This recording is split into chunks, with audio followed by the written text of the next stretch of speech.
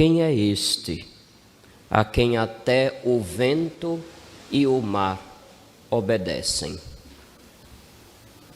Esse é um questionamento que também nós, hoje, em 2024, precisamos fazer. Digo isso porque, meus filhos, vocês não sabem da missa metade daquilo que a gente escuta nos dias após esta missa. Eu não fico cavucando redes sociais, mas tem gente que é perita em fazer isso e faz questão de me mandar alguns prints de comentários de gente que se diz cristã, mas não acredita que Jesus é Deus feito homem.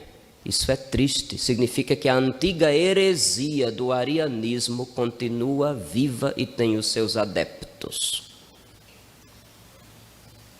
Isso é triste. Quem é este a quem até o vento e o mar obedecem? No livro de Jó, nossa primeira leitura de hoje, nós já vimos o capítulo 38, que é quase no finalzinho do livro.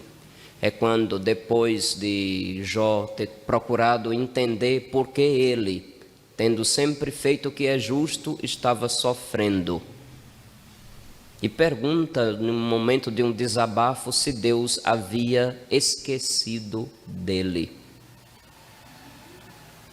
Quem fechou o mar com portas?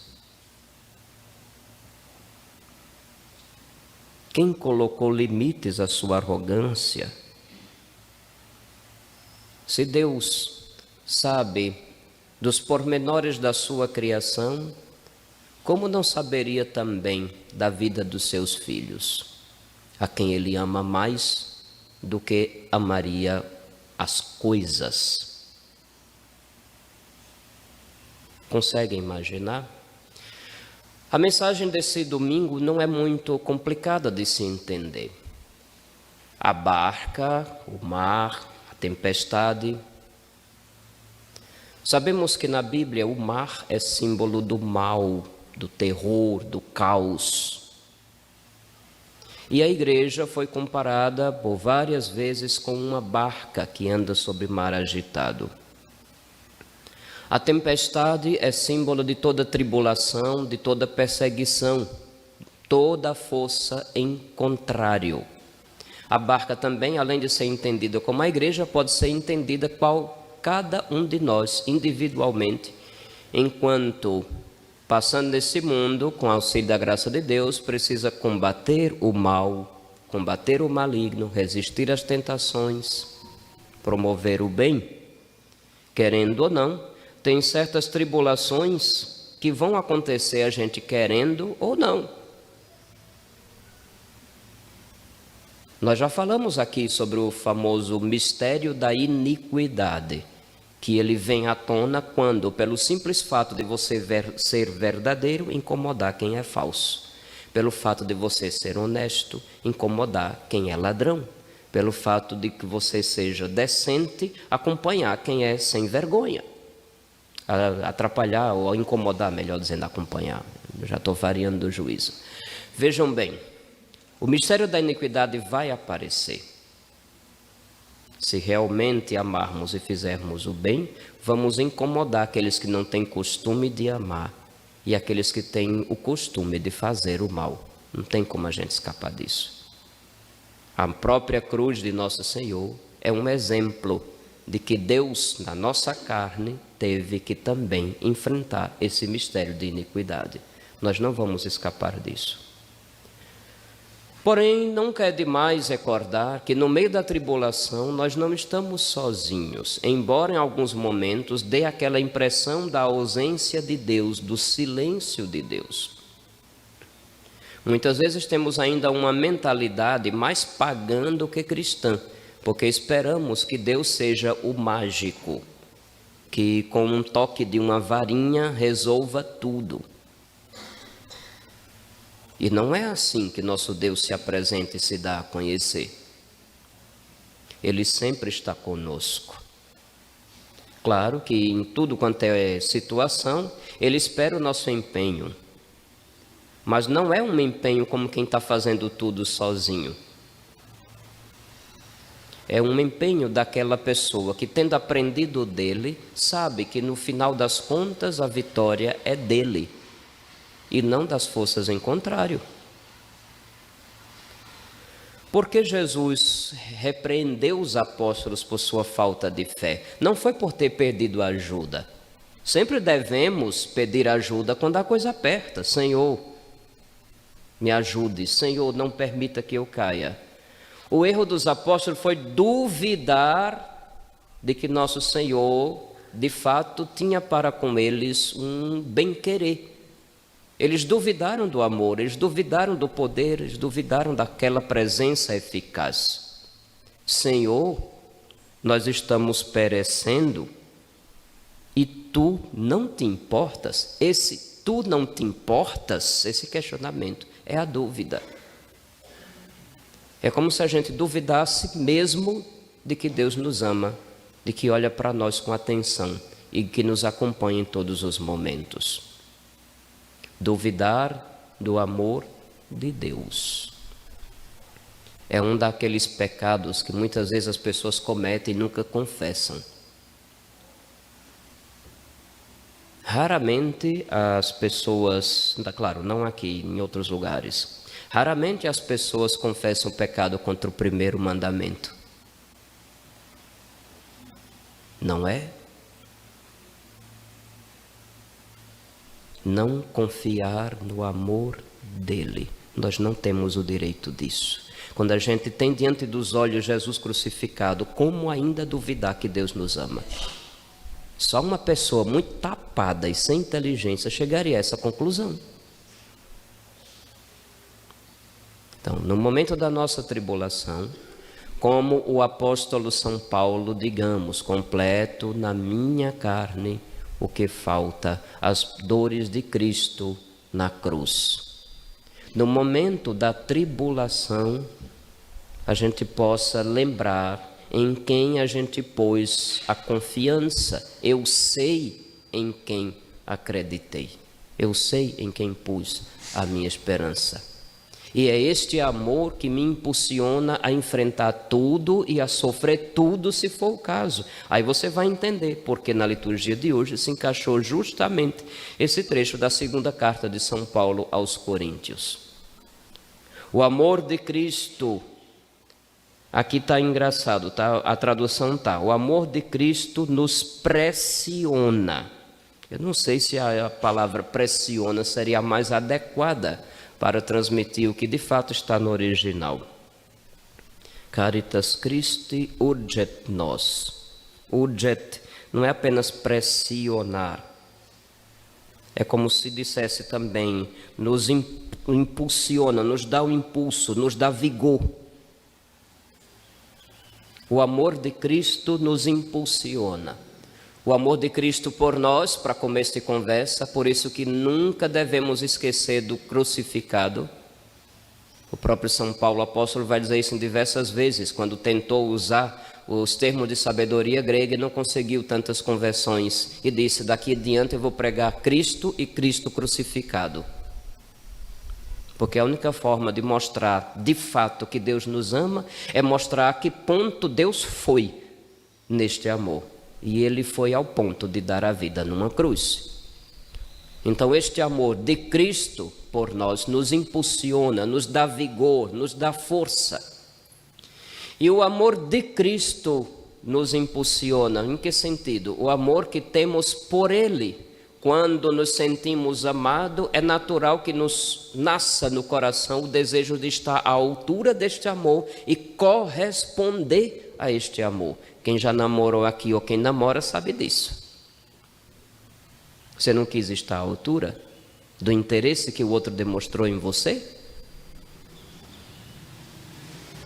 Já falei em outras ocasiões. Tem gente que pela primeira vez se sentiu amado, se deu conta que estava sujo, feito um bode velho, fedendo, e começou a tomar banho. Eu me lembro de alguém contando uma certa vez como é que foi as primeiras vezes que se conheceram, numa festa, no forró de São João. Um estava de um lado e o outro estava lá do outro. Aí de repente ele olhou para aquela menina bonita, ficou olhando, ela olhou, baixou a cabeça, fez um sorriso. Aí daqui a pouco ele provocou. Psiu. Aí ela olhou meio assim, envergonhada, e fez assim, como se dissesse, vem. Aí ele ia já dando o primeiro passo quando sentiu a própria nhaca. Percebeu que não tinha feito barba, percebeu que o cabelo estava desajeitado, percebeu que as unhas estavam tudo preta. Aí inventou que tinha um compromisso e fez assim.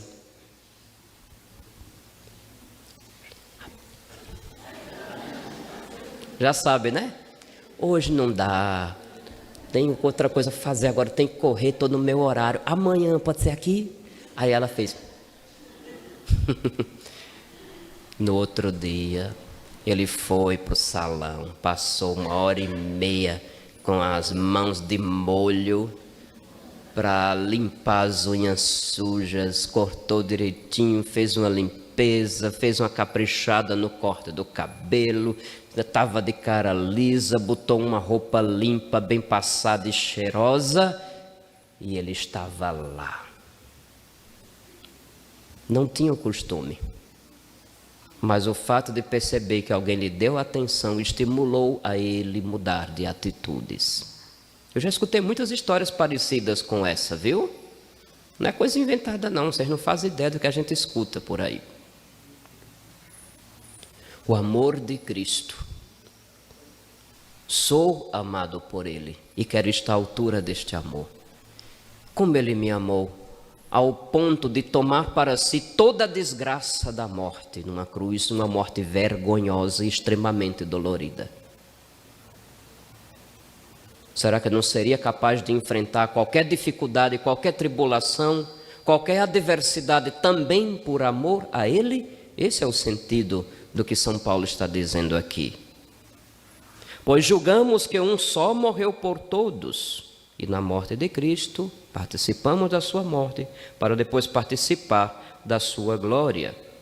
Assim, doravante, não conhecemos ninguém conforme a natureza humana.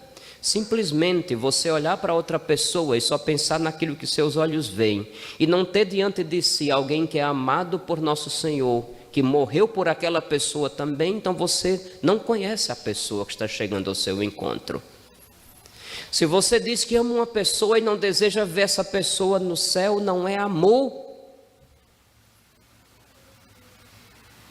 Por isso que ele vai dizer, doravante não conhecemos ninguém conforme a natureza humana. E se alguma vez conhecemos Cristo segundo a carne, e de fato São Paulo diz isso por experiência, quando ele perseguia a igreja, ele chegou à conclusão humana que Cristo seria, nosso Senhor Jesus Cristo seria um traidor e estava estimulando o povo a abandonar a fé de Israel. Isso foi o conhecimento segundo a carne que Saulo, antes de ser Paulo, tinha sobre Jesus. E se alguma vez conhecemos Cristo segundo a carne, agora já não o conhecemos assim. Ele teve um encontro, ele teve uma experiência espiritual que o converteu, que mudou a sua vida. O conhecimento agora é espiritual, não é carnal. Portanto, se alguém está em Cristo, é uma criatura nova. São Paulo estava dizendo, nessa linguagem tão bonita e tão profunda, um pouco da sua experiência do encontro com o Senhor, que o converteu, que o mudou. Ele nos ama. O amor de Cristo nos impulsiona. Então, no momento da tribulação, sim, rezar, implorar, suplicar por ajuda, mas nunca duvidando de que mesmo na tribulação, Deus nunca nos deixa de amar. E é muitas vezes na tribulação que a nossa resposta de amor para com Ele é provada. Porque dizer que ama alguém quando tudo vai bem é fácil, vocês sabem disso. Agora, continuar dizendo eu te amo no momento de uma desgraça, quando a pessoa não pode me dar nada em troca, quando a pessoa de repente se envolveu numa situação extremamente complexa que qualquer um em sã consciência, quereria distância daquela situação. Mas você persevera, continua e não desiste do outro. Amor é por aí que a gente observa e chega à conclusão que é de verdade. O amor de Cristo nos impulsiona. Quem é este a quem até o vento e o mar obedecem? Foi o Senhor que fez o céu e a terra. Foi o Senhor que fez o mar e pôs um limite à arrogância de suas ondas. Se não for o Senhor para acalmar a tempestade, quem haverá de acalmar? Quem é este? Não é um qualquer, é Deus no meio do seu povo. Ainda terão alguns hereges que vão dizer que Jesus é Deus é demais. Herege, você está na heresia. Você está igual aos pagãos que aceitam Jesus como se fosse mais um entre tantos. Só posso lamentar. No meio da tribulação, conosco está o Senhor. Continua nos amando. Não desista de amá-lo. Porque quem perseverar no amor, quando chegar à conclusão da sua passagem nesta terra, estará no amor. E isto é o céu, meus filhos. Pensem nisso com carinho. Vivemos uma época em que o desamor aos poucos tem se espalhado bastante e as pessoas muitas vezes enchem a boca para defender as diversas faltas de amor. Tem gente que acha que para curar uma falta de amor você tem que praticar outra falta de amor, e não é assim. A gente só se redime de uma falta de amor com um ato de amor. Vocês devem estar acompanhando as discussões que têm acontecido no nosso país por esses dias, porque estavam arrumando um instrumento jurídico, porque tem certos assuntos que não são mais debatidos no Congresso Nacional. Já levam direto para o Supremo Tribunal Federal para que com uma canetada de um dos Supremos, algo se imponha como lei no país. Isso é estranhíssimo, porque os juízes do Supremo Tribunal não foram eleitos pelo povo. Vocês sabem disso, não? Ou eu estou falando, sei lá, da descoberta do Brasil pela primeira vez? Existe uma tentativa, por canetadas de supremos tribunais, de impor goela abaixo no povo brasileiro alguns contravalores que não são de acordo com a maioria da população, o que pensa, o que acredita, o que deseja viver de bem. Ah, mas uma criança, uma menor foi estuprada, ela tem que levar a gravidez até o fim. Aí eu pergunto, o outro menor ou a outra menor que está no ventre tem que ser morta, tem que morrer? Como é que você deseja matar alguém, achando que com isso vai se fazer alguém inocente, achando que com isso se vai fazer justiça ao injusto? E para piorar a situação, quem nos governa chegou a declarar, insinuando que uma criança gerada após um estupro seria um monstro. Ou vocês são inocentes e não viram a notícia da boca do próprio? Não viram, não? Olha, só 3 pessoas fez assim. Meu Deus do céu. Quem votou, põe a mão na consciência, viu? E não se confesse comigo não, vá com outro, porque se for comigo, vai ser uma baita de uma penitência. Estou doido para mandar alguém subir a ladeira do Bonfim, de joelhos e com uma pedra grande na cabeça. Nosso Senhor disse que o escândalo, sabe o que é escândalo? É levar o outro ao pecado, ao erro, ao mal, induzir ao mal. O escândalo era tão grave que quem cometesse deveria ter se amarrar ao pescoço com uma pedra de moinho e se lançar ao mar. Então, subir a ladeira do Bonfim de joelho com uma pedra na cabeça é o mínimo.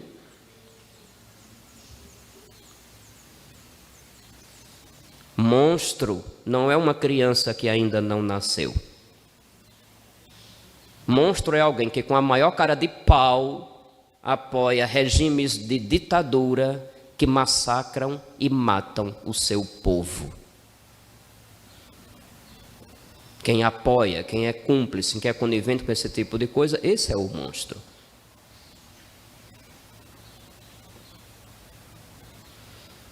No meio dessas tribulações, nosso Senhor continua nos amando, apesar de nós.